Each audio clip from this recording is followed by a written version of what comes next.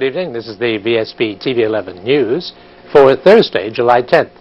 I'm Peter Cattell. Our top story: Governor George Ferguson has lost little time in coming to the conclusion that there is nothing to be gained from establishing a commission to look into such controversial land transactions as the purchase of Tuckerstown, despite a request to do so from the House of Assembly by a vote of 15 to 13 last week. Mr. Ferguson explains the reason for his rejection in a statement issued this evening from Government House. Quote, "I have concluded that these concerns are neither so clear nor so urgent as to justify my taking the still unusual step of commissioning an inquiry under the 1935 Act. I am also conscious that such an inquiry would incur expenditure under the 1935 Act, which does not appear to have been the settled wish of the House from either side of the debate. I note suggestions in the course of the House's debate that instead of using the 1935 Act, an inquiry might be established with funding arrangements other than those provided for in the Act proposed in the motion. This may be possible, but would go both beyond the terms of the House's motion and my own powers. Whatever alternative mechanism for an inquiry might otherwise be looked at, it may be useful to set out for the record that I see no case for asking Her Majesty's government in the United Kingdom to consider funding an investigation into allegations of commercial transactions not involving the Crown, if such funding is not forthcoming from Bermuda. Bermuda is proud of its high degree of autonomy as a British overseas territory. It is a long time since Bermuda's commercial and private land law has been supervised from the United Kingdom, and this does not seem to me a compelling issue on which to reverse that. The debate has raised serious concerns of public interest. Some may well be worth further examination, but they are not clear or urgent enough to justify a commission of the kind proposed. I would be open to consider this again, however, if the House gave me clearer references to the kinds of alleged abuses concerned and a clearer mandate for me to incur expenses from the Consolidated Fund." End quote. In other news, he may be the first U.S. Consul General to take a direct stand over Bermuda's LGBT rights, but, as Robert Secchi tells it, he will not be the last. The former prosecutor and law enforcement officer, now two-thirds into his tour of duty, tells VSB's Charles Webb that the stand on human rights is mandated from the highest level of the United States government. Our administration believes that human rights are important, that LGBT rights are human rights. As former Secretary of State Clinton put it, LGBT rights are human rights are LGBT rights. June was LGBT Rights Month worldwide. We knew the Human Rights Commission had an interest in the topic. We knew the Ministry of Community, Culture and Sports had an interest in it. And of course, we were aware that last year Bermuda had passed the amendment to the Human Rights Act to prohibit discrimination based on sexual orientation. So we thought it was a good time to have a program on LGBT rights here in Bermuda. Now, you've discussed this in at least one church, an Anglican church. What sort of response did you get?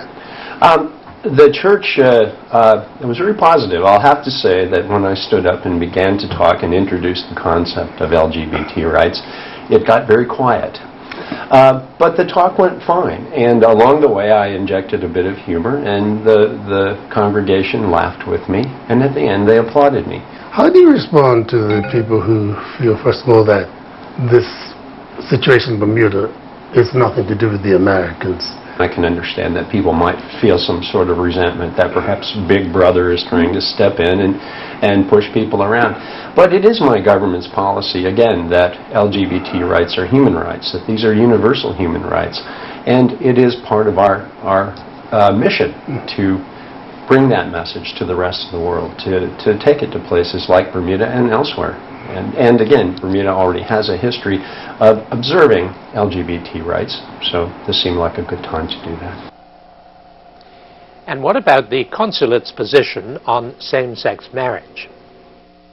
Each country will have to decide how it needs to proceed with respect to same-sex marriage. As you know, in the United States, several states have a same-sex marriage regime, others do not. This is, as I said, a question that each country, each jurisdiction will have to decide on its own. Personally, I would hope that at some point same-sex marriage is allowed worldwide. That's my own personal view. I suspect that President Obama and Secretary Kerry would support me in that view. But we're not at that point yet. We'll just have to see where that goes. I should mention that embassies and consulates all over the world put on programs.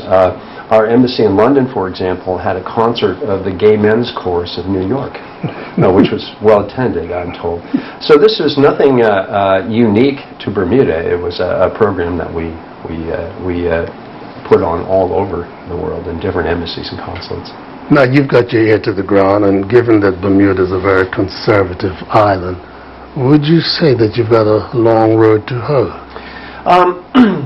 Let me put it this way.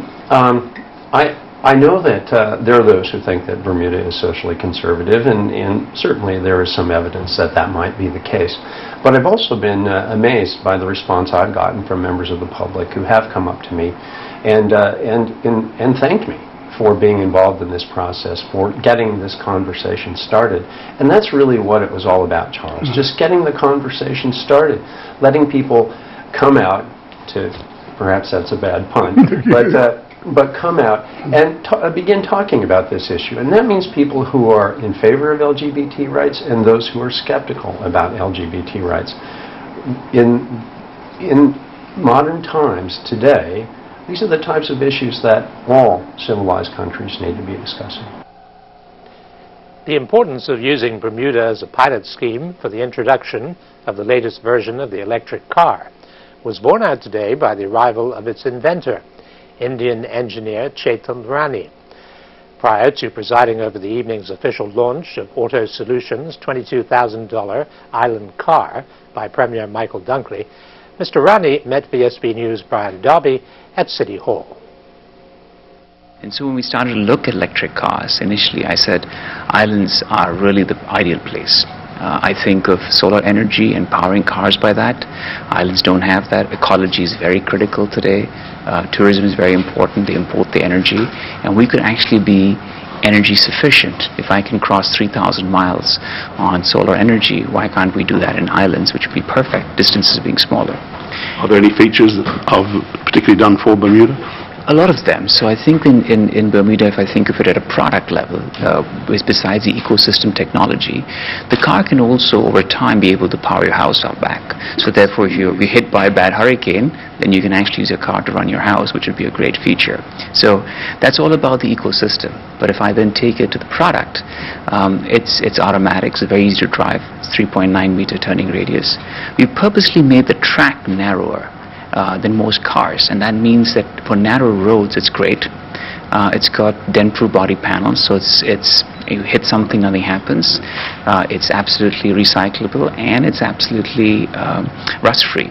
And in islands where you have high level of moisture, these are important. I see Bermuda having hilly regions, so little features like a hill hold. So you go up a hill, you put your foot off the accelerator brake pedal, it holds itself, doesn't roll down, are all little things that we think would be great in Bermuda. And then, I just noticed although Bermuda has great weather, this morning was a little warm, and you connected with your smartphone, and so at a touch of a button you can turn on and pre-cool your car with air conditioning or unlock your car. And from your house? From your smartphone. Your car is always online, and so we're looking after it. We check its daily heartbeat, we make sure it's okay, we remotely diagnose it, we remotely fix it. So it's about a change in product ecosystem and a culture of how mobility should be in the future. Now, in the past, we've had things that they're called hybrids. They haven't worked. They've been used and tested, but they haven't worked. There's something about the pure electric that seems to be the new buzzword. Yeah, electrics have really taken off. They've been growing almost 100% year on year in the last 2 years. In fact, a few months ago I was in Norway, and almost 20% of all cars sold in a particular month were electric. And 18 months before that, it was less than 1%. So that's a growth rate. And if I then look at a place like Bermuda, which doesn't have the temperature issues, doesn't have the range anxiety, because you can probably go all around the island on one charge, right? Imports all its oil, has huge energy costs, and has abundance of solar energy. I can't find a better place in the world to have this. Well, you can't legislate electric cars. You have to touch people's souls in a way. You have to market the person, and from what you see with the green effect of the world, that people are picking up the message. Very much. I mean, I look at my kids, and for me, I see, am I going to leave a better place for them when I leave? And what am I going to do? What can we do as individuals? Then Hamilton Mayor Graham Atterbridge took the car on a short trip around the City Hall grounds. I'm glad that the city once again has been on the cutting edge and embraced helping this initiative into Bermuda in our own small way. Just think of the parking problems you will get rid of. True, but don't forget parking's a part of our revenue too.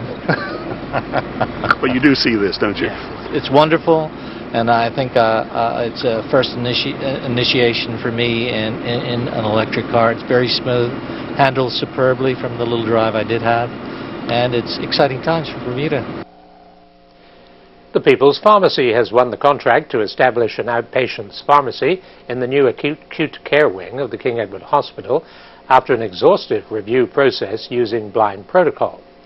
The task was made the more complicated by the fact that the People's Pharmacy is operated by relatives of CEO Vanetta Simons, who is a director and a minor shareholder of the People's Pharmacy.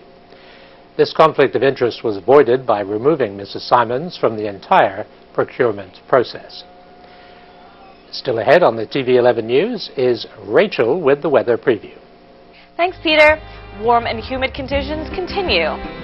On the radar, not a great deal of activity, so it's looking to be pretty dry tonight, but please stay tuned for the full weather report as we take a closer look at the weekend. The weather radar picture provided courtesy of the Ministry of Transport on Vsb Tv 11. You can count on us. Purdue Fresh Chicken Leg Quarters, only $1.59 per pound, saving you $1.30.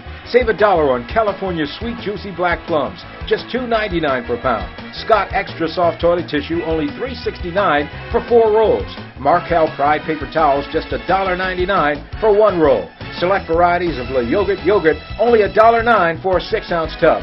Visit our website at www.marketplace.pm for more weekly specials. A gentle reminder from the Office of the Tax Commissioner. It's tax time again. Taxpayers are reminded that payroll tax returns and corporate service tax returns for the quarter ending 30th of June 2014 are due on or before Tuesday, 15th of July 2014. Hotel occupancy tax returns for the month ended 30th of June 2014 are also due on or before Tuesday, 15th of July 2014. Full payment must accompany returns, otherwise penalties will apply. Taxpayers who are currently eligible for payroll tax relief under the retail, restaurant or hotel concessions must also file completed returns on or before the deadline. For more information, www.taxbermuda.gov.bm or call 297-7807, 297-7750 or 297-7751. Making your taxes a little less taxing.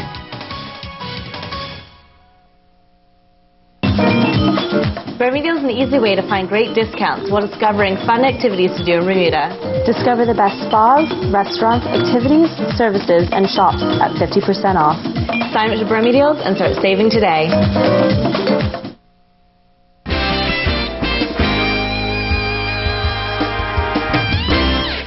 Dr. Joseph Francione's claim that the politicians are ignoring the unacceptable level of atrocious behavior by road users in Bermuda was tackled by Government Senator Knowlton Bragman in the Senate. We have an unusually high number of road traffic accidents. Any road traffic death is one too many. We need to really push from the perspective of having our drivers and riders exercise a greater degree of care. I think for the past few years, the onus has been placed, unfortunately, at the expense of teenagers who, through Project Ride, are riding far more safely than some of the older adults. And most of the accidents are showing that the older 25 to 35 age group are the ones in more of the accidents than, in fact, the teenagers are. And also, we know that there's a strong correlation with drugs and alcohol in our accidents. That's got to be addressed too, hasn't it? Dr. Francione has never been afraid of expressing his opinion.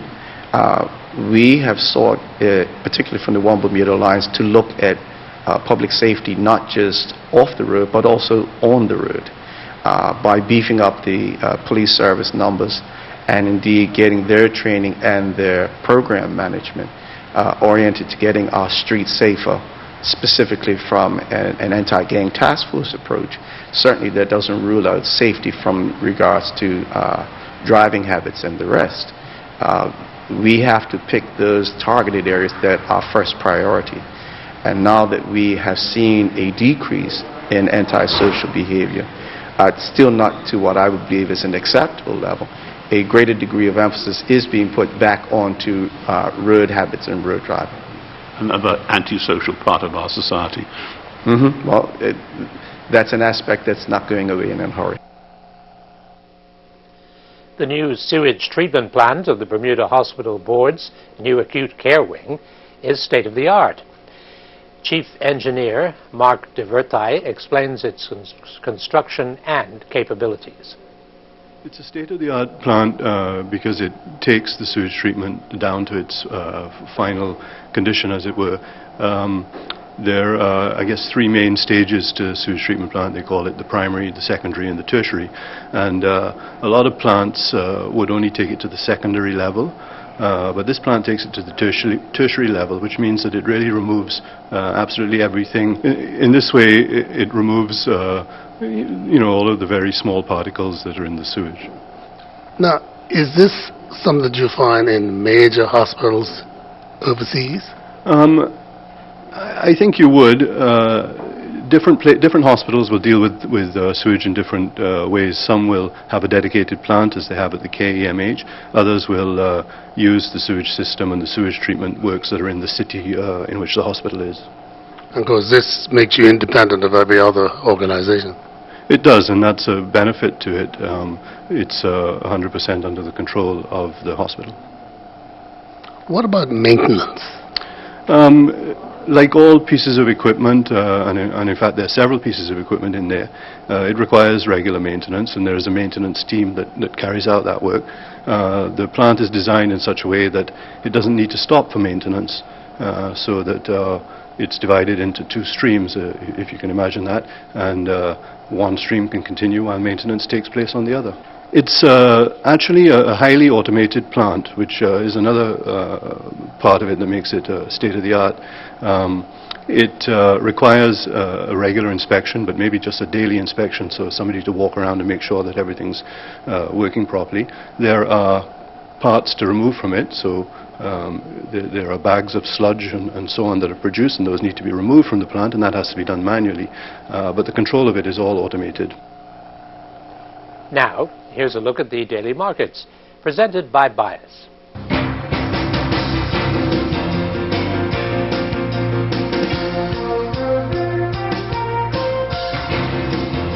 Here are the daily markets presented by Bias. Wall Street edges lower on Portugal bank worry.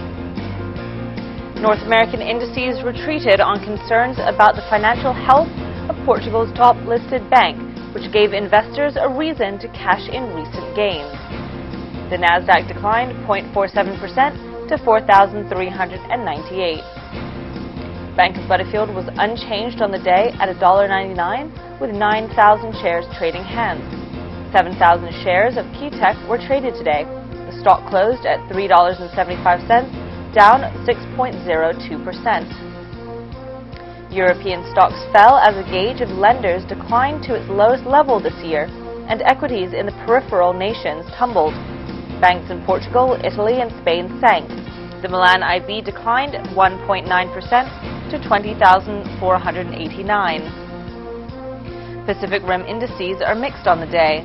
Japanese shares fell after the nation's machinery orders unexpectedly plunged and brokerages tumbled. The Nikkei 225 index declined 0.56% to 15,216. Brazil's Vsb climbed 1.7% as state-run companies rallied on speculation the Brazilian soccer team's World Cup loss may usher in a change in government and bolster the prospect for economic growth.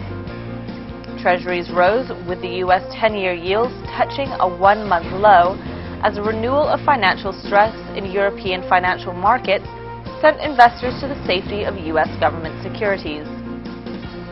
The euro declined versus the U.S. dollar as missed debt payments of a Portuguese banking company raised concerns the region's economy remains vulnerable to shocks as it emerges from sovereign debt crisis. That was a look at the daily markets presented by Bias. There's more news after the break.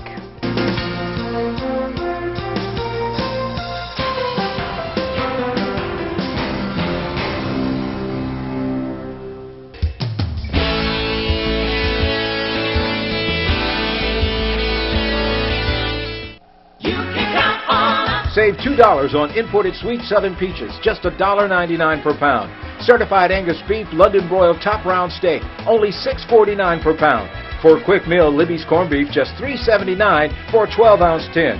Heinz barbecue sauce, only $2.89 for an 18-ounce bottle. Select varieties of Tropicana Punch juices, just $4.09 for a 59-ounce carton. All stores open Monday through Saturday until 10 p.m. You can count on us. Are you frustrated and confused by complex online banking systems? The quickest, easiest way to pay bills is with EasyPay. They're very good. They're excellent. I'd recommend them all the time. EasyPay is the easy way. The whole reason I joined EasyPay is because of what the name stands for. It's very easy to pay. I've been using EasyPay for over 10 years. It really is an easy product to use. Bill payment doesn't get any easier than EasyPay. Email Dal at easypay.bm or visit easypay.bm. Hi, I'm Peter Juretic, host of Season to Taste. Tune in on Tuesday night during the Vsb Tv 11 News, where I'll be here with Chef Tammy Jones. She's going to be preparing this beautiful dish of blackened snapper with a summer fruit salsa, and find out from Stefan what the Goslin's wine of the week is. Tuesday during the Vsb TV 11 News.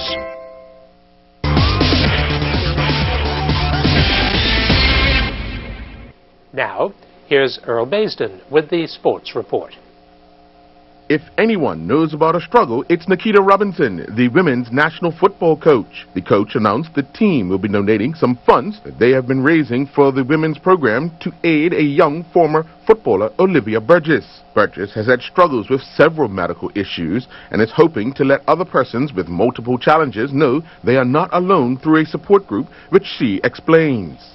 The support group is supposed to be a safe, fun place for children to come get together and just talk about what they've gone through in life, because my mother and I have gone through a lot, and we've always been talking about how there's not a support group and how there's no one else to relate to and to talk to, so we've just been talking about starting a support group lately to have other children feel like they're not the only one in the world going through this. Robinson then made a special announcement to Burgess and her mother, Tracy. Do that, and Olivia has had her struggles with her condition, as we have had our struggles in the women's program with rising to the top. But just as Olivia has risen, so have we, and as we embark on our next journey, we felt it not robbery to make Olivia an honorary member of our women's national program, so that she will always be a part of us, since we both have shared some of the similar struggles in getting things done, and we have shown the island and also the world that no matter what the struggles are, we will rise to the top. The North American Caribbean Rugby Association's Under-19 Men's Championships are set to take place July 12th through the 19th in Trinidad. Bermuda will play in Pool A of the NACRA Trophy Division. Bermuda is set to take on St. Vincent and the Grenadines on July 14th, and then on the 16th they'll take on British Virgin Islands. The Bermuda Squash Rackets Association will host the Caribbean Junior Squash Championships July 13th through to the 19th.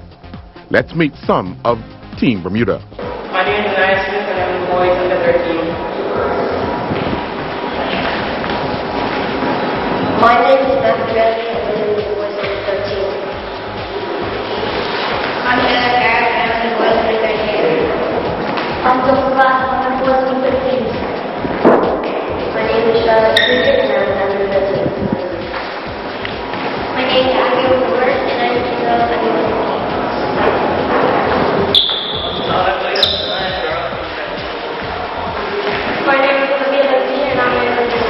My name is Inara Rahman and I'm under 19.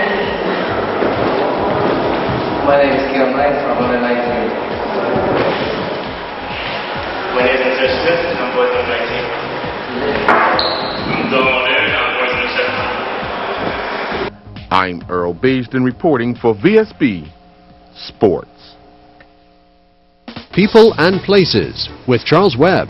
Mondays in the VSB TV 11 Evening News at 7:30, 8:30 and midnight. Sponsored by Big Saving Zone at the end of Stocks Road, St. David's. Outlast any storm with the most advanced alkaline battery. This weather segment is brought to you by Duracell Quantum. Good evening, everyone, and welcome to tonight's VSB weather forecast. Our weather shot is brought to us by Paul Hollis, taken this morning from Somerset. See a group of fishing boats heading out for the day. Gorgeous conditions, just a bit of breeze, so nice smooth seas. And again, another gorgeous day. Lots of sun, sunny skies, so I hope everyone put some sunblock on.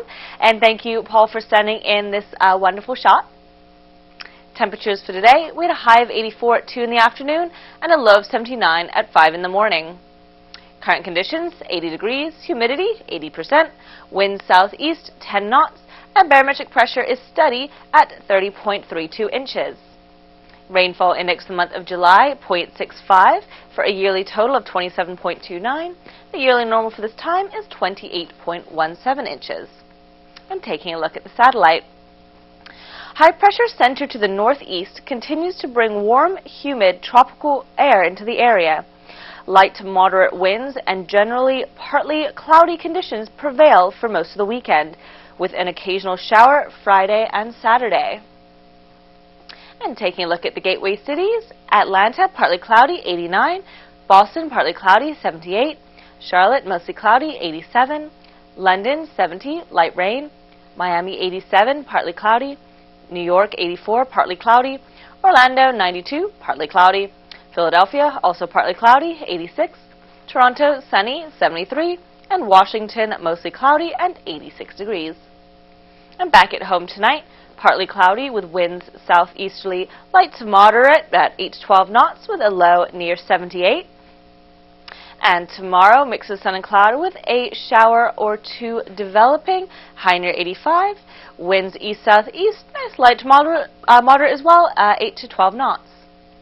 Marine tonight, no warnings, seas inside the reef 0 to 1 foot, seas outside the reef 2 to 3 feet, and the sea surface temperature is 83 degrees.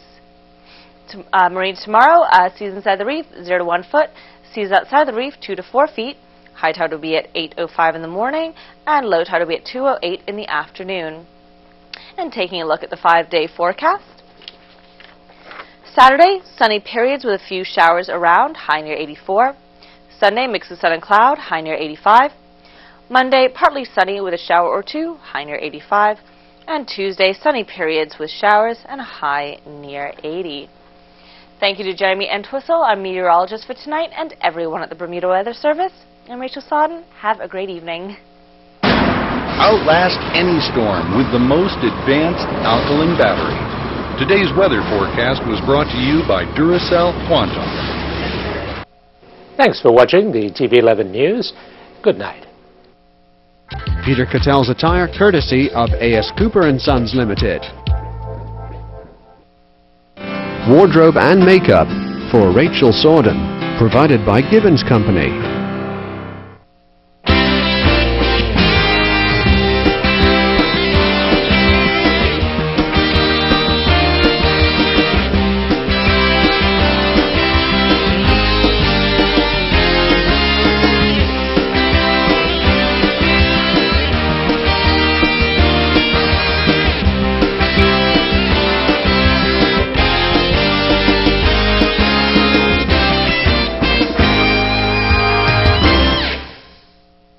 VSB TV 11, Bermuda.